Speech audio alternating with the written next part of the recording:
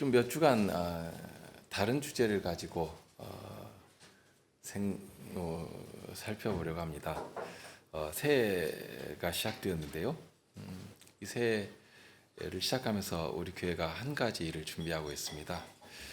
지난 1년간 공적 신앙 고백을 준비하면서 성경 공부를 하던 한 자녀가 이제 성찬 회원이들 준비를 하고 있는데요. 그 일을 바라보면서 이미 우리가 잘 알고 있는 내용이지만 교회가 무엇인가, 그리고 주님께서 그러한 교회로 우리를 붙여주시고 교인됨을 나타내게 하셨는데요. 그러한 것이 어떤 것인가 하는 것을 좀 몇 주간 살펴보려고 합니다. 먼저 말씀을 읽겠습니다. 사도행전 2장인데요. 사도행전 2장 1절로 13절 그리고 37절로 42절을 읽겠습니다. 그 사이에 있는 말씀도 읽으면 좋겠지만 일단 1절부터 13절까지 읽겠습니다. 오순절 날이 이미 이름에 저희가 다 같이 한 곳에 모였더니 후련히 하늘로부터 급하고 강한 바람 같은 소리가 있어 저희 앉은 온 집에 가득하며 불의 혀같이 갈라지는 것이 저희에게 보여 각 사람 위에 임하여 있더니 저희가 다 성신의 충만함을 받고 성신이 말하게 하심을 따라 다른 방언으로 말하기를 시작하니라. 그때 경건한 유대인이 천하 각국으로부터 와서 예루살렘에 우거하더니 이 소리가 나매 큰 무리가 모여 각각 자기의 방언으로 제자들의 말하는 것을 듣고 소동하여 다 놀라 기이히 여겨 이르되 보라, 이 말하는 사람이 다 갈릴리 사람이 아니냐. 우리 각 사람이 난 곳 방언으로 듣게 되는 것이 어찌미뇨. 우리는 바데인과 메데인과 엘리민과 또 메소포타미아, 유대와 갑바도기아, 본도와 아시아, 부르기아와 밤빌리아, 애국가 및 구레네에 가까운 리비아 여러 지방에 사는 사람들과 로마로부터 온 나그네 곧 유대인과 유대교에 들어온 사람들과 그레데인과 아라비아인들이라.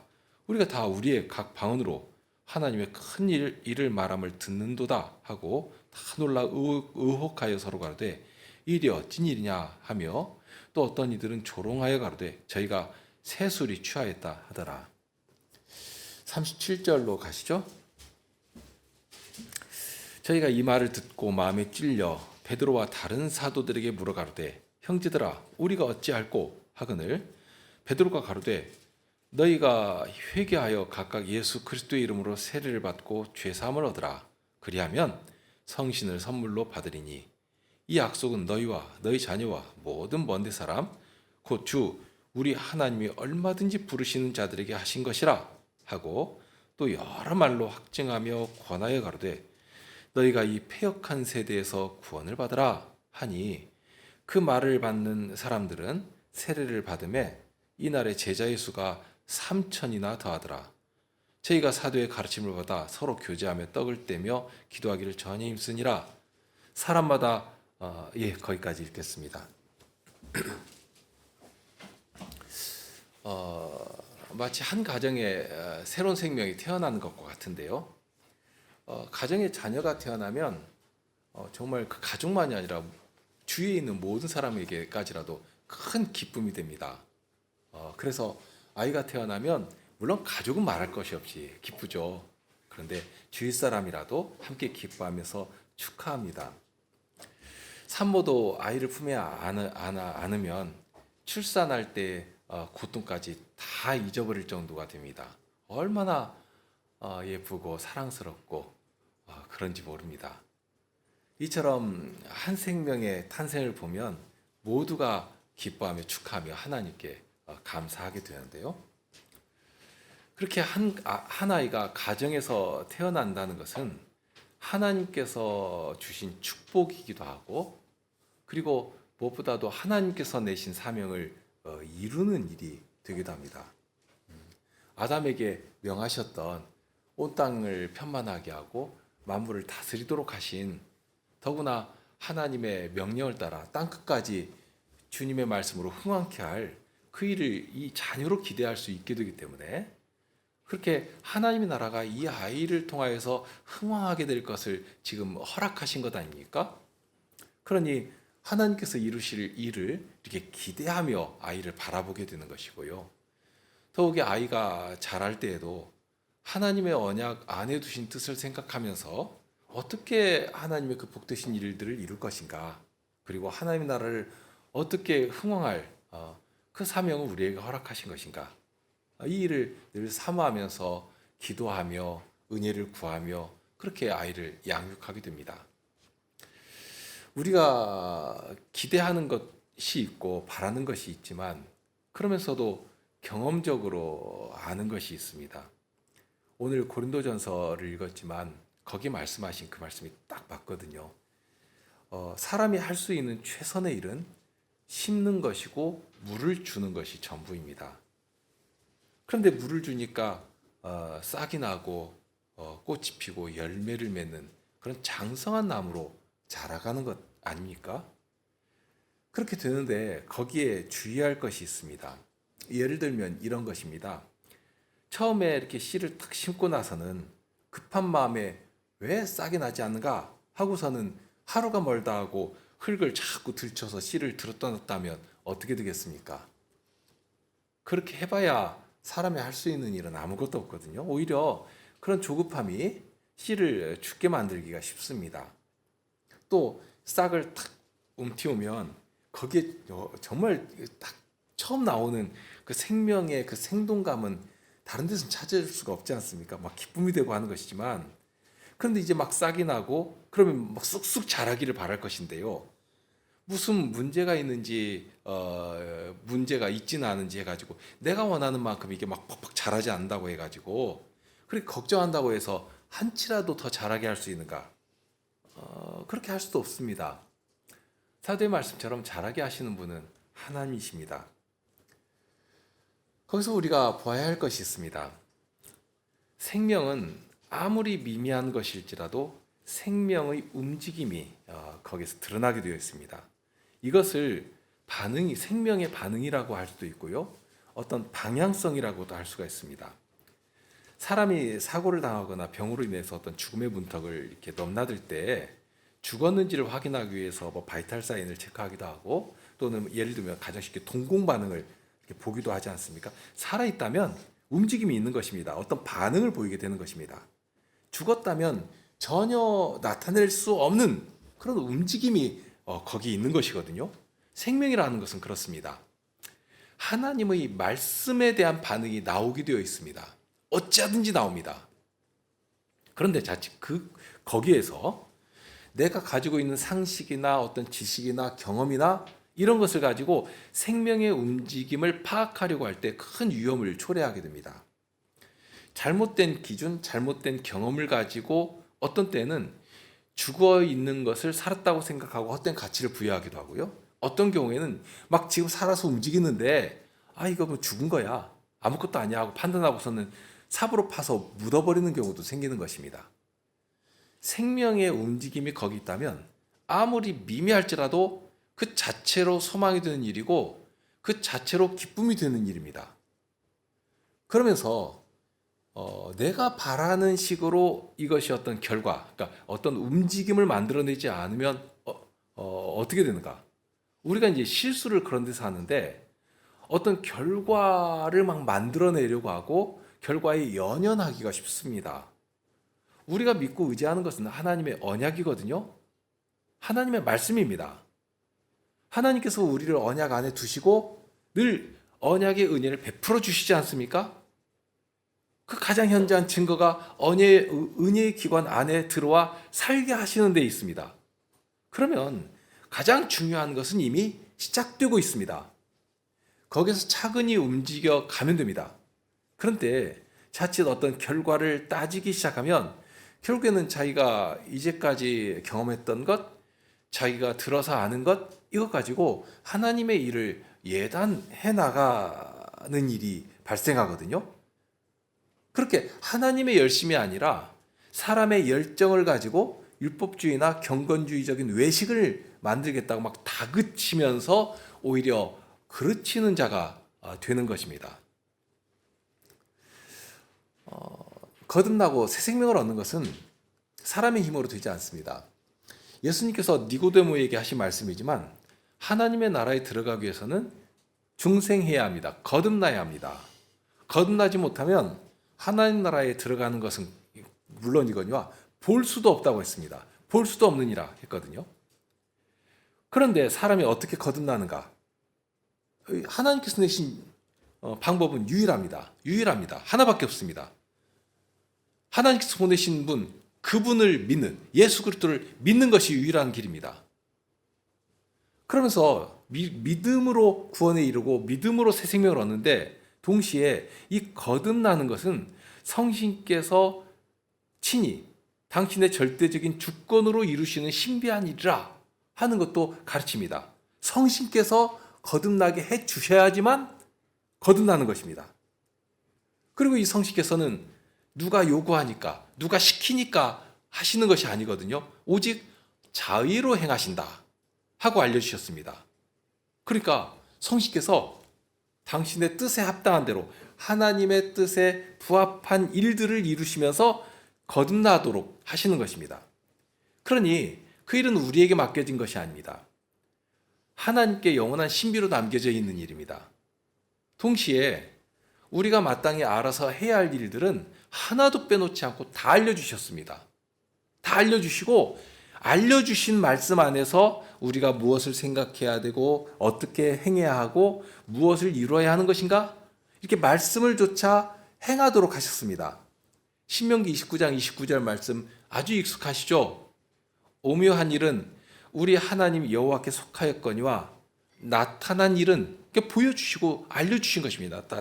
나타난 일은 영구히, 앞으로 계속해서 우리와 우리 자손에게 속하였나니 이는 우리로 이 율법에, 하나님께서 말씀하신 이 율법의 모든 말씀을 행하게 하심이니라. 하나님을 사랑하는 것은 다른 것이 아니라고 하시지 않습니까? 알려주셨습니다. 하나님의 계명을 즐거워하면서 그 율례를 조차 행하는 것, 순종하는 것, 그 말씀을 따라 살아가는 것, 이것이 하나님을 사랑하는 것이다 하고 알려주셨습니다. 우리는 하나님의 뜻을 다 알지 못합니다. 어떻게 그 깊은 뜻을 우리가 다 헤아린다 말할 수 있습니까? 그러면서도 하나님은 무질서한 분이 아니십니다. 질서를 만드신 분이십니다. 질서의 하나님이십니다. 더불어서 신실한 하나님이십니다. 한 번 말씀하시면 반드시 이루시는 일입니다. 말씀으로 만물을 지으신 분께서 말씀하신 일을 이루지 않으시겠습니까? 이루시는 것입니다. 상황에 따라서, 어떤 형편에 따라서 이렇게 저렇게 바꾸시는 분이 아니시라는 것입니다. 사람은 얼마나 변덕이 심합니까? 약속을 해놓고서도 상황이 변하면 마음도 변하고요. 또 손해가 날 것 같으면 어제 했던 약속도 오늘 그냥 뒤집어 버리는 그런 일도 하는 것입니다. 더욱이는 우리가 얼마나 약한 존재인지 약속을 지키고 싶어도 능력이 없어가지고 지키지 못한 일들이 허다합니다. 심지어 시간 약속 하나도 지키지 못한 일들이 많지 않습니까? 그런데 만일 하나님도 그런 식으로 이랬다 저랬다 하고 해버리시면 어떻게 될 것입니까? 원칙도 없고 질서도 없고. 근데 세상이 우상시는 그러거든요. 그냥 기분 내키는 대로 막 우한을 내리고 무슨 아주 어려운 일도 막 발생시키고, 그러면 급하게 우리의 신이 노했으니까 어떻게 이 어려운 일을 타개할 것인가 하고서 신이 요구하는 막 재물도 바치고 심지어는 사람도 바치고 그러지 않습니까? 그냥 기분 내키는 대로 하는 것이 우상신의 특징입니다. 만일 우리 하나님이 그런 신이셨다면 우린 순간순간 어떻게 살아가겠습니까? 얼마나 긴장하고 그냥 조심스럽고 절망 가운데 탄식해야 할 것입니다. 그러나 하나님은 그런 분이 아니시거든요. 우리에게 하나님이 어떤 분이신가를 말씀으로 알려주시고 그 말씀에서 벗어난 일들을 우리에게 요구하지 않으십니다. 항상 그 말씀대로 순종하기를 바라시고 순종한 자의 길을 안전하게 보호하시며 이끌어 주시는 것입니다.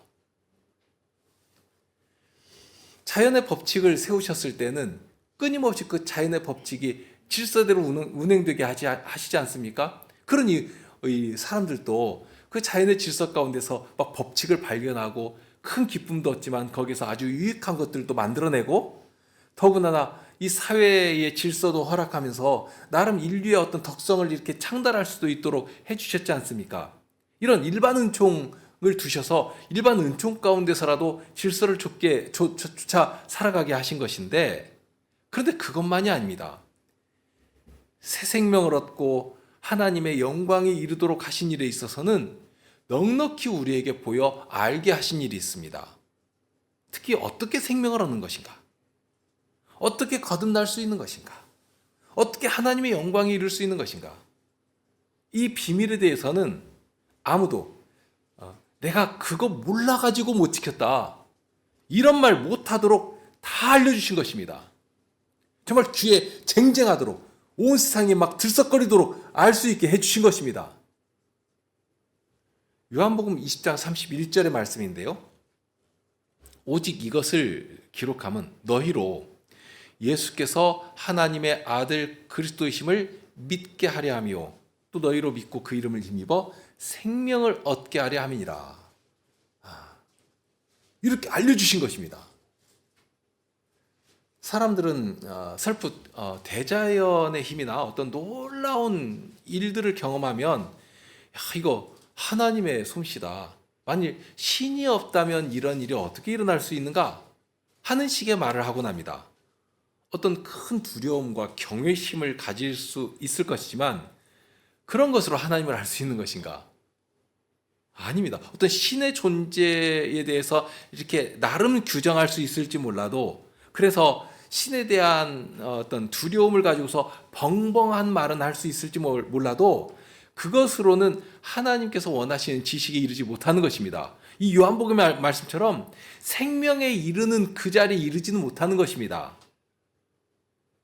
주님의 이름을 부르는 자는 구원을 얻을 것이다 하고 말씀하셨는데요. 그렇다고 해서 아무렇게나 부르기만 하면 다 구원을 주신다는 말씀이 아니지 않습니까? 오늘날 많은 사람들도 하나님의 이름을, 막 예수님의 이름을 장난삼아 부르기도 하고, 막 심지어는 조롱거리로 삼기도 하고, 그러면 그렇게라도 불렀으니까 구원을 주신다는 말씀이 아니지 않습니까? 오히려 그렇게 되면 하나님의 이름을 망령도 일컫지 말라 하는 계명을 어긴 것이니까 하나님께 크게 혼이 나는 것입니다. 벌을 받는 것입니다. 그러니까 불러도 바로 알고 불러야 하는데요. 그런 하나님에 대해서 바르게 알고 부르도록 이 땅에 오신 예수님께서는 하나님에 대한 모든 일들을 다 알려주신 것입니다. 그냥 말씀으로만 알려주신 것이 아니라 행하시면서 친히 몸소 다 보여주신 것입니다. 심지어 십자가에 달리시는 일을 통해서 하나님의 사랑이 이렇게 나타났다 하고 하나님의 사랑이 어떠한 것까지도 다 알려주신 것입니다. 이렇게 알려주시고 이러한 것들을 특히 이 사도들에게 들려주시고 보여주시고 이러면서 이렇게 전할 증인으로 살아갈 준비를 다 갖추게 해주신 것입니다. 그러니 그런 사도가 전해주시는 예수님을 믿고 그 예수님을 불러야 합니다. 그러면 됩니다. 예수님을 우리 가운데 보내신 이유가 바로 그것 아닙니까? 사람에게서 나는 지혜가 아니라 하나님께서 우리 가운데 보내신 이 예수님을 알아서 이 예수님을 믿고 생명을 얻게 하신 것입니다. 그러면서 이 비밀은 교만한 자들에게는 다 가르쳤거든요. 예수님 당시에도 보십시오. 하나님의 율법을 그렇게 존중한다 하면서 우리가 아니면 누가 하나님의 말씀을 지키겠는가 하고 떠들던 그 교만한 자들에게는 다 가려버리셨습니다. 그러면서 오히려 가난하고 불쌍하고 자기 가슴을 치는 자들에게는, 그런 겸손한 자들에게는 친히 찾아가시고 보여주시고 믿게 하셨거든요. 사도가 전해주신 복음을 전할 때 교회에 임하신 성신께서 그 복음과 함께 사역해 주시는 것입니다. 그 일을 위해서 성신께서 교회에 임하신 것이고요. 예수님께서 하늘로 오르시면서 제자들에게 내가 너희에게 보낼 다른 보혜사 곧 성신을 기다리라 하고 명령하셨지 않습니까? 과연 오순절 날에 예수님께서 약속하신 성신께서 이 땅에 오신 것이고요. 그렇게 성신께서 오시니까 제자들이 비로소 이 성신께 붙들려 가지고 복음을 전하는 능한 도구가 되게 된 것입니다. 그 전까지는 무서워서도 못했고요. 깨닫지도 못하니까 할 수도 없었고요. 그러나 성신께서 오시니까 이 복음을 능력과 큰 확신 가운데 전하게 되었습니다. 그렇게 전하니까 복음을 전할 때 사람의 말로 전해지지 않았습니다. 말의 지혜로 전해진 것이 아니라 성신의 능력 가운데 전해지게 되었습니다. 그렇게 성신께서 그 말씀을 잡아 사용하신다 하는 증거를 처음부터 보게 하신 것입니다. 그리고 이 능력이 무엇인가? 성신께서 보여주신 능력이 무엇인가 할 때 사람들은 자칫 자기 경험을 의지하기가 쉽습니다.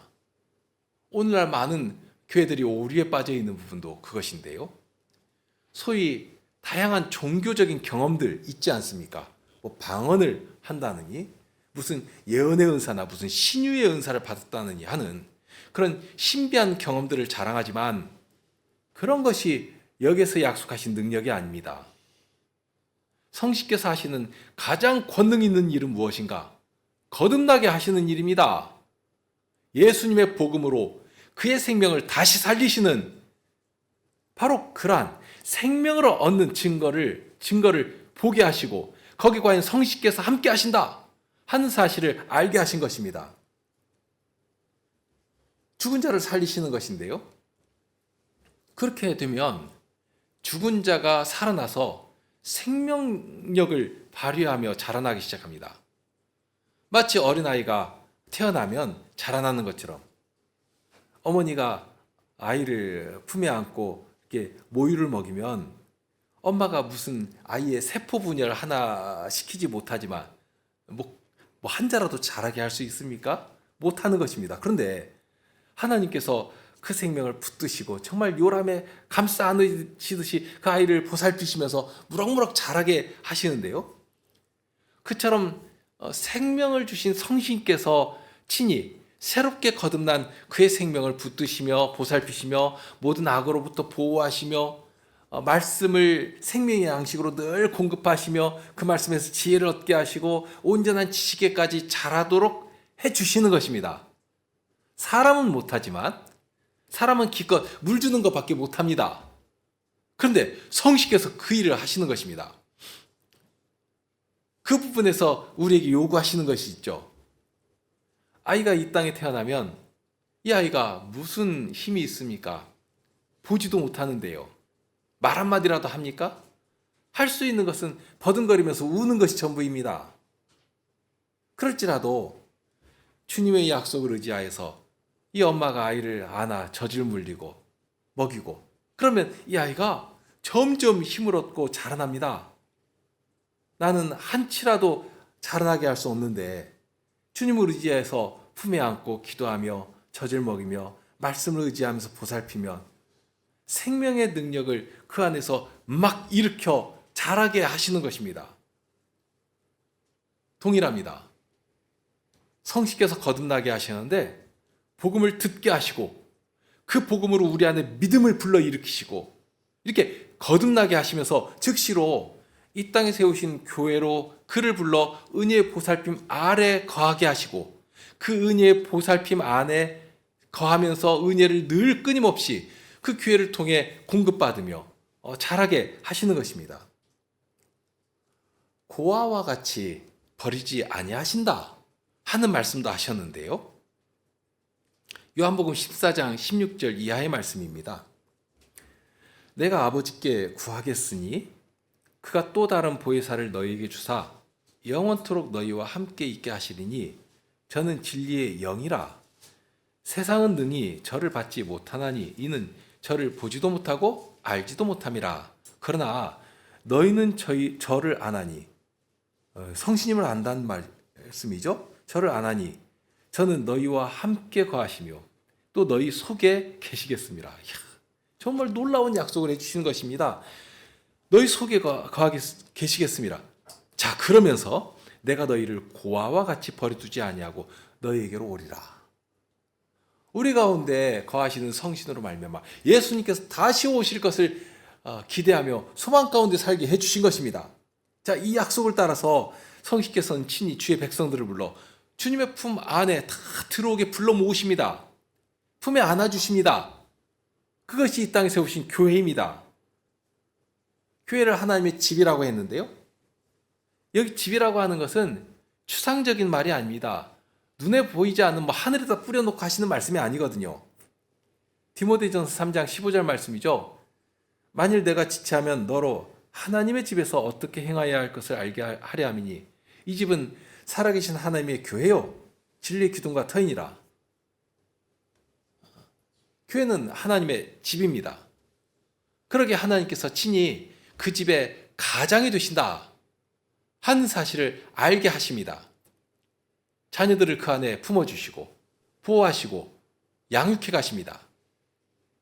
그러니 이런 교회에 대해서 3세기의 교부인 키프리아누스는 교회를 성도의 어머니라 하고 부르기도 했습니다. 아이가 마치 어머니의 품에서 길리움 받는 것처럼 성도는 교회 품 안에서 비로소 유한을 받으며 젖을 먹으며 자라나게 된다 하는 뜻입니다. 칼빈도 동일하게 가르쳤습니다. 하나님께서 당신의 자녀들을 바로 이 교회로 불러주시고 품어주시고 그 품에 맡기시면서 양육하게 하신 것입니다. 그 일을 위하여 예수님께서 성신님을 보내신 것이고 주의 백성들을 다 불러서 그 품에 하나 돌보시는 것입니다. 만일 성신께서 주님의 자녀들을 불러 모으시고 돌보지 않으신다면, 그래서 혹시는 이런 성신께서 품어주시는 이 돌보심 안에 들어오지 않는다면 그는 결국 고아와 같은 처지가 될 것을 경고하신 것입니다. 어미의 품에서 떨어진 아이는 어떻게 되겠습니까? 아주 비참하게 되는 것이거든요. 황제 펭귄이 새끼를 어떻게 보호하는지 아마 보신 분들이 참 많으실 것인데요. 영하 막 40~50도를 넘나드는 그 남극의 추위에 새끼를 품 속에서 한시도 떨어뜨리지 않고 보호해야지만 살 수 있습니다. 그런데 실수로 만약 아이가 이 새끼가 어미 품에서 떨어져 나가면 어떻게 되는가? 그 살 소망은 끊어져 버리거든요. 엄청난 추위에 그냥 얼어 죽고 맙니다. 자, 주님의 자녀들을 구하처럼 버리지 않으신다 하는 것은 바로 이러한 것들을 염두에 두고서 하시는 말씀입니다. 주께서 당신의 품에 우리를 안아 보호하고 기르십니다. 기르시기 위해서 이 땅에 질서를 세우시고 권위를 행사하게 하시고 복된 은혜의 기관을 두시고 그 기관 안으로 품어주시는 것입니다. 그렇지 않으면 어떻게 되는가? 고아처럼 되는 것입니다. 주님의 보살피심을 절실하게 느끼고 살아야 하는데 그 품을 벗어나가지고 혹시는 스스로 자유하겠다 하고 하거나 또는 어미 없이도 나는 독립해서 혼자 살 수 있다 하고 생각해버린다면 그처럼 어리석은 일이 어디 있습니까? 하나님께서 우리가 독립적인 존재들이고 똑똑한지 몰라가지고 굳이 그렇게 고아처럼 두지 않으시고 어미 품에 품어 보살피시려고 하신 것이 아닙니다. 우리 약함을 누구보다도 잘 아시거든요. 그러니 그런 우리를 사랑하시는 그 사랑의 방법이 뭐냐? 가장 선하고 유익한 안전한 길이 여기 있다. 그것을 바로 이 땅에 세우시고 우리를 그 은혜의 품 안에 품어주시기 위해서 이 땅에 그 터를 두시고 그 거룩한 복된 기관을 세우신 것입니다. 하나님께서 내신 방도는 분명합니다. 사도들이 전하는 복음을 듣고 믿고 장성하는 것입니다. 그리스도의 장성한 분량이 충만한 자리까지 이르러야 합니다.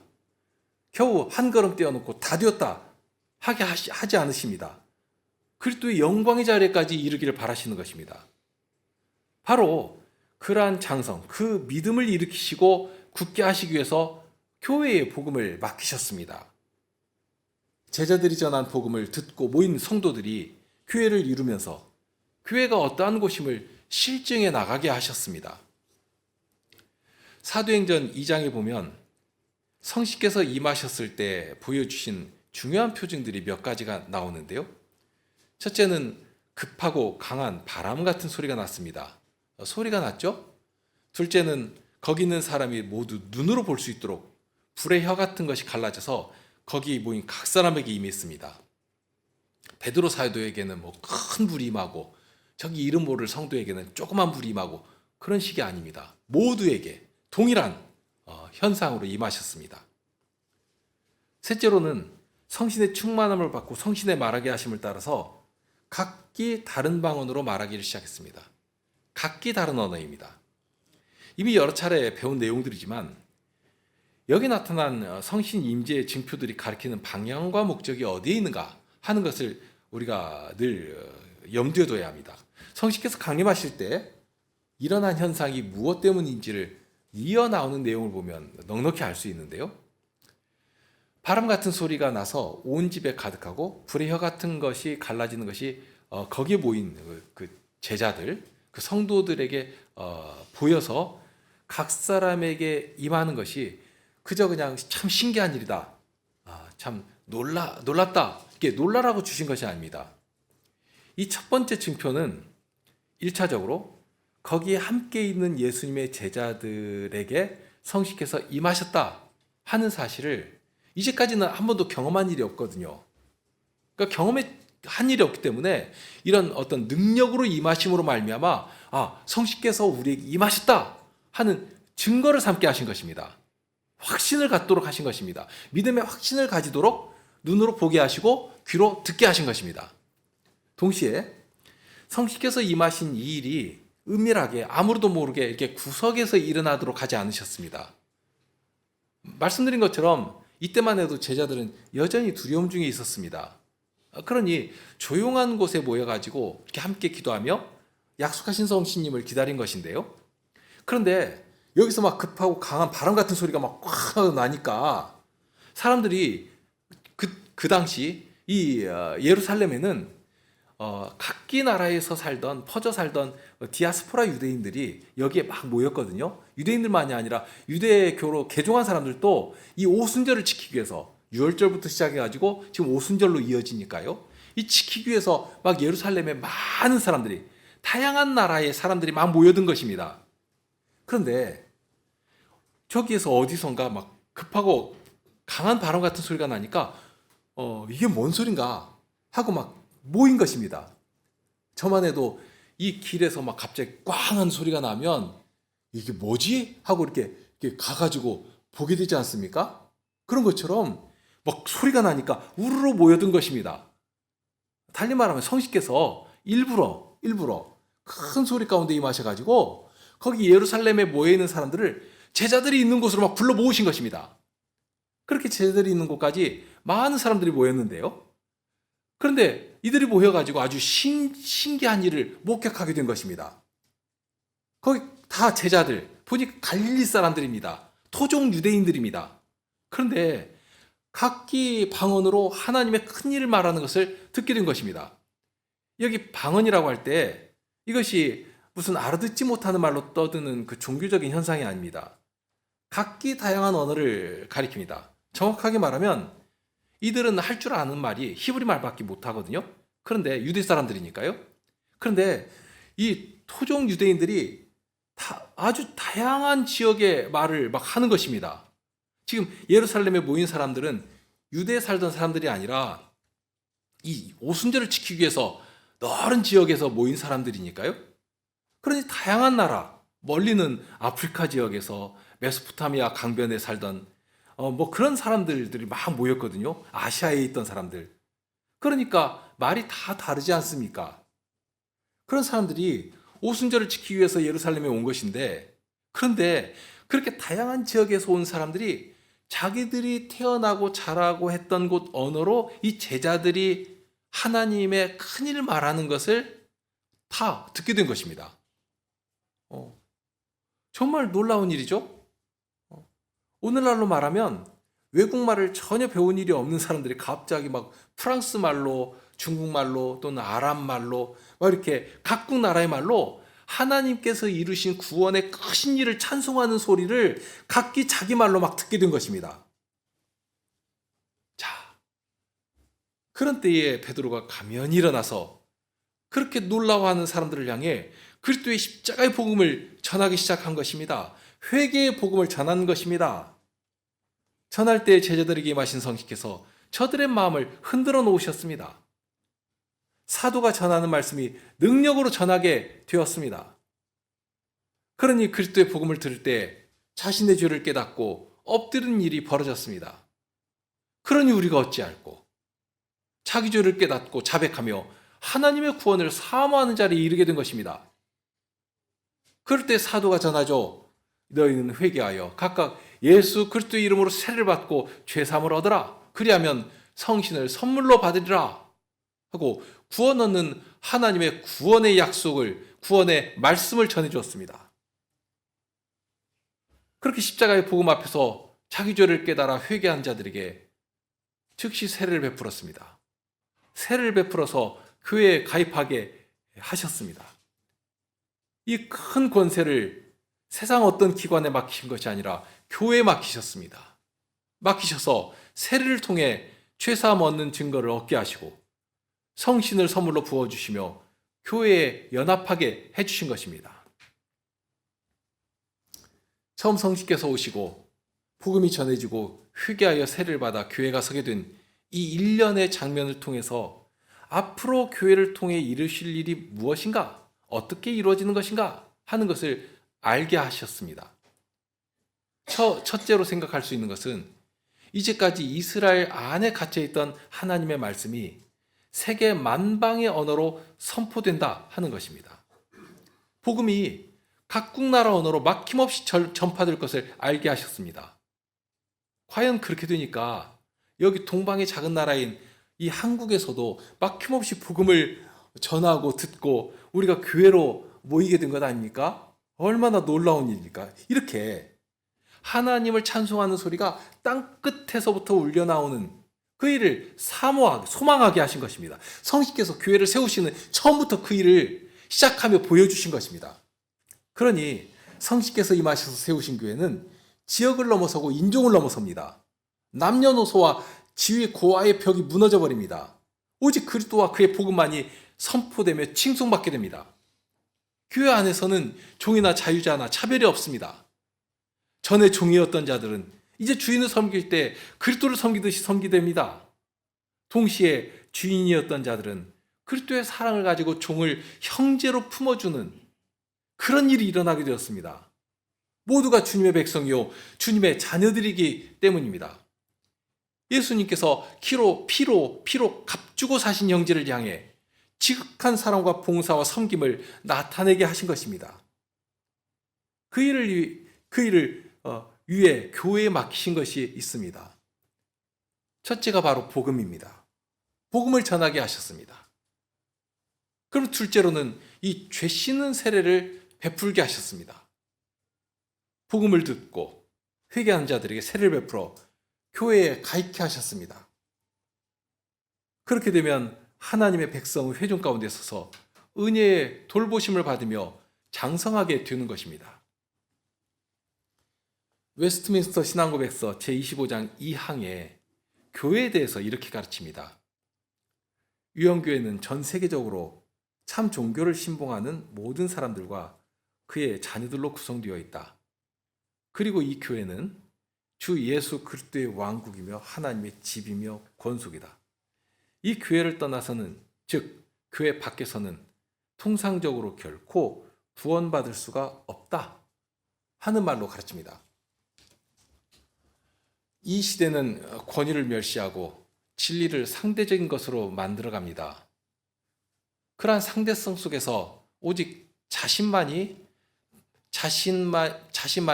절대적인 판단을 내릴 수 있는 절대자로 군림하려고 합니다. 그러니까 세계 중심에 자신을 두고서는 질서를 파괴하는 것입니다. 그 질서를 파괴하는 것을 혁신이라고 말하고 그리고 자기 소견에 오른 대로 살아가는 것을 자유라고 말하는 것입니다. 그런 가치관에 물들기가 쉬워서 교회도 자칫 그런 식으로 생각한 일이 있습니다. 교회 밖에는 통상적으로 구원받을 길이 없는 이유는 성신께서 교회를 통해서 복음을 전하게 하시고 죄 용서하는 세례를 베풀게 하시고 주님의 은혜의 돌보심을 그 안에서 누리며 주의 백성으로 살아가도록 하셨기 때문입니다. 이러한 명령에 따라서 우리가 이처럼 교회의 한 회원으로 가입하여서 교회의 보살핌을 받으며 함께 사명을 이루는 일을 사모하며 살아가는 것입니다. 교회는 성식께서 임하시던 첫날부터 부지런히 예수님의 명령을 좇아 주님의 말씀을 전했습니다. 그리고 회개한 자들에게 세를 베풀어 주님의 몸에 연합하도록 주님의 다스리심 안에 들어오도록 했습니다. 그 일을 오늘도 우리는 쉬지 않고 해야 합니다. 또한 모든 성도는 교회를 단순한 인간의 모임이나 단체로 생각한 일이 없어야 합니다. 내 인생의 가치와 목적을 여기두고 주님의 다스림 안에서 살고 주님의 품 안에서 죽겠다 하는 태도를 가지고 살아야 합니다. 그런 자들에게 주께서는 계속해서 하늘의 은혜를 내리시며 거룩한 사명을 이루며 살게 해 주시는 것입니다. 오늘은 이만한 정도로 하시죠. 함께 기도하시겠습니다.